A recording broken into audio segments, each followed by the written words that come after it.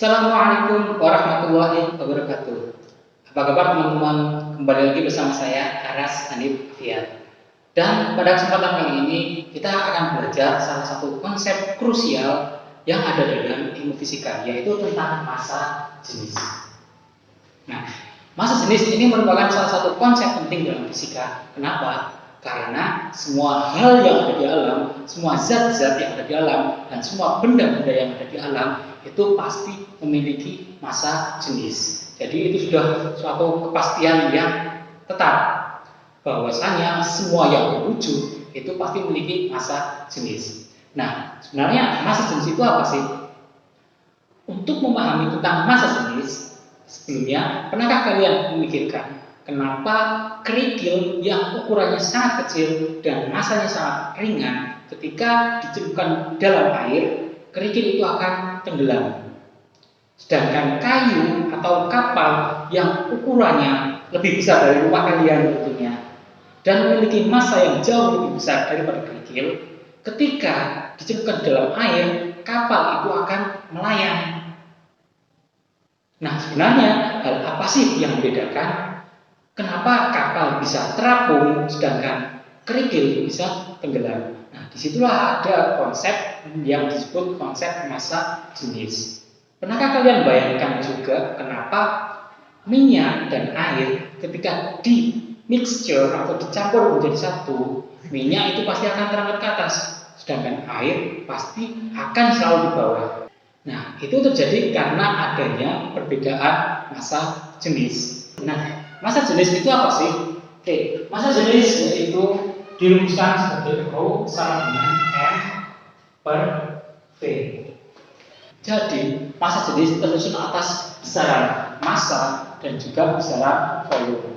Tentunya setiap benda itu pasti memiliki massa dan juga setiap benda pasti memiliki volume. Misalkan spidol ini.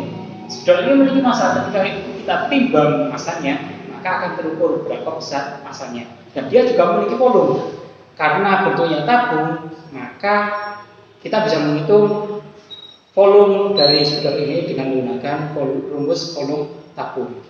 Nah, untuk lebih memahami tentang konsep massa jenis, saya sudah menyediakan beberapa alat. Nah, jadi di sini saya sudah menyediakan satu botol berisi air dan di dalamnya itu ada umbul-umbul yang saya buat dari balon dan juga paku sebagai pemberat. Di balon ini sebagai nanti jadikan sebagai variabel volumenya, sedangkan paku ini sebagai variabel masanya atau pemberatnya gitu.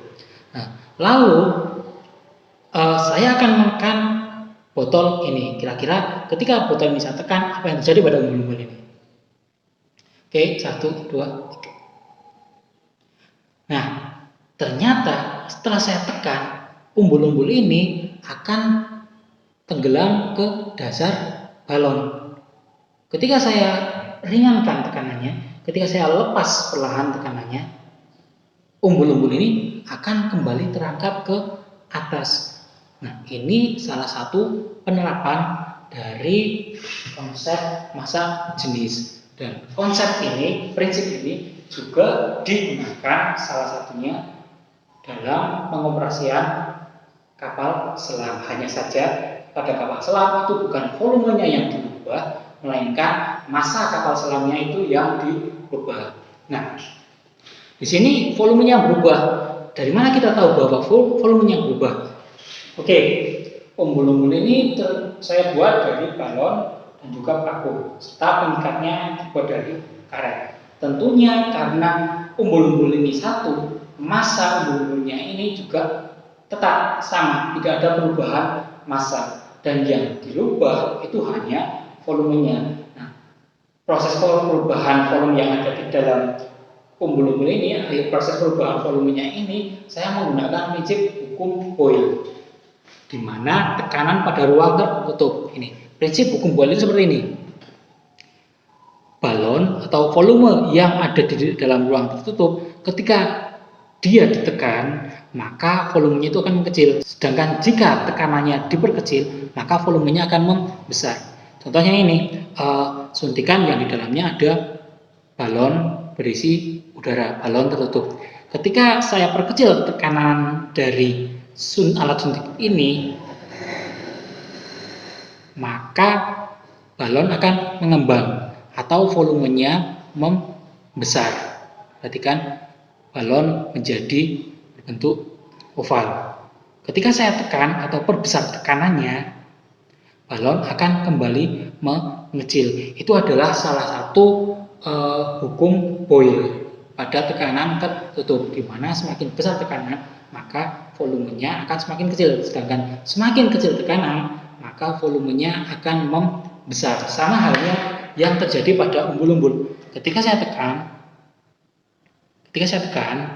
maka volume umbul-umbul ini akan mengecil. Dan ketika saya perkecil tekanannya, volumenya akan membesar. Lalu apa pengaruhnya pada massa jenis? Oke, kan kita sudah tahu bahwa konsep massa jenis itu adalah Rho sama dengan M per V, di mana jika suatu benda yang volumenya diperkecil dengan massa yang sama, maka massa jenis pada benda itu akan semakin besar. Jika V mengecil, maka massa jenis benda itu akan membesar. Sedangkan jika V-nya itu membesar, maka massa jenis itu akan mengecil. Karena kesamaannya jelas, Rho sama dengan M per V. Dengan massa yang sama, jika V-nya mengecil, maka massa jenis akan membesar. Dan jika V-nya membesar, maka massa jenis itu akan mengecil. Nah, disinilah prinsip massa jenis itu bekerja.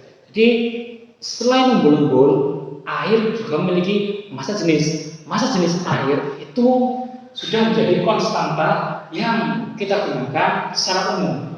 Massa jenis air itu bernilai 1000 kg per meter pangkat 3. Jadi dalam 1000 kg air atau 1 ton air, jika kita ukur volumenya, itu volumenya setara dengan 1 meter pangkat 3. Ini massa jenis air, ya, itu sudah menjadi konstanta, ya. Dan di sini jika massa jenis umbul-umbul ini lebih besar dibandingkan massa jenis air, maka umbul-umbul ini akan tenggelam ke bawah. Sebaliknya, jika massa jenis umbul-umbul itu lebih besar dibandingkan massa jenis air, maka umbul-umbul ini akan terangkat ke atas. Nah, contoh lain yang menerapkan prinsip umbul-umbul adalah pada balon helium. Kenapa sih ketika balon yang diisi helium itu akan terangkat ke atas, sedangkan balon yang kita tiup dengan angin dari tubuh kita, balon itu cenderung akan bergerak ke bawah, akan cenderung di sekitar sini, tidak bisa terangkat ke atas. Itu karena massa jenis helium lebih kecil dibandingkan massa jenis udara di sekitarnya, sehingga helium itu akan terangkat ke atas. Sama halnya dengan prinsip pada kapal selam. Kalau kalian perhatikan kapal selam,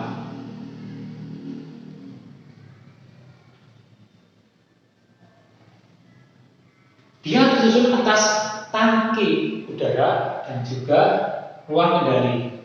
Ruang kendali biasanya di dalam, dan di samping-samping ruang kendali ini ada tangki hampa udara. Nah, ini ruang kendali, ini adalah tangki hampa udara.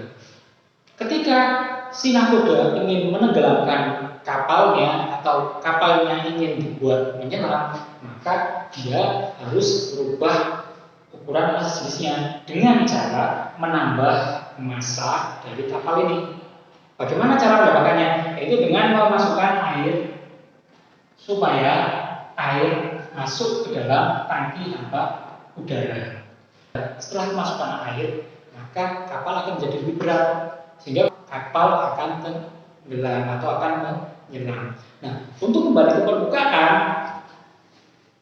air yang ada di dalam tangki udara ini dipompa sampai habis sehingga massa kapal selam itu akan mengecil karena yang awalnya berisi air berubah menjadi hampa udara.